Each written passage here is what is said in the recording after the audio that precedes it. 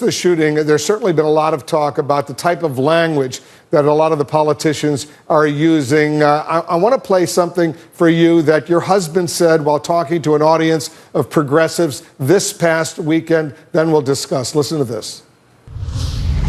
Today in the White House, we have perhaps the worst and most dangerous president in the history of our country. With hindsight, does he go too far in speaking like that about the president?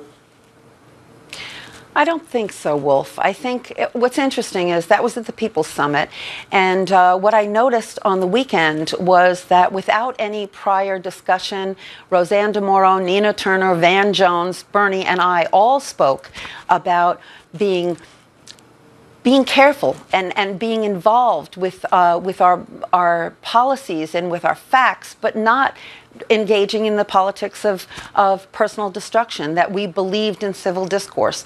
Nina was saying hard on issues, soft on people. Van Jones was saying, I don't care who you voted for.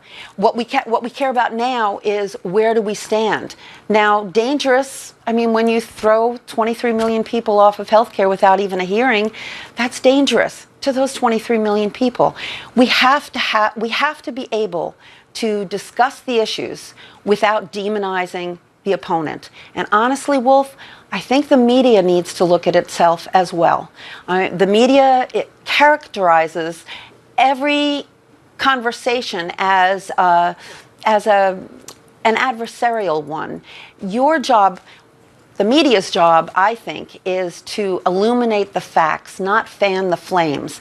And the media continues to cover the latest scandal, the latest back and forth, but not the issues so much. And but let me interrupt, Jane. With all due respect, if a president or a senator or someone of authority is making very, very strong statements, you want us to simply ignore those statements? If there's a social media post, a tweet, and the president says something really, really strong, or Senator Bernie Sanders says this is the worst and most dangerous president in the history of our country, do you want us to censor those words as part of the news media? What are you suggesting? No.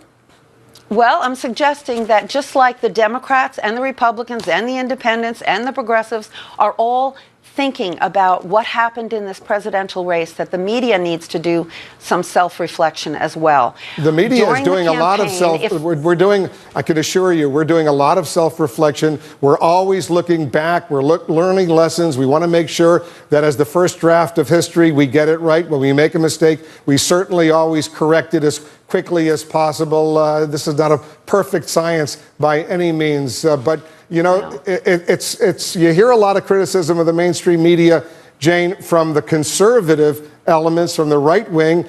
We're getting a lot of criticism from the left wing, from the progressives, people like you as well.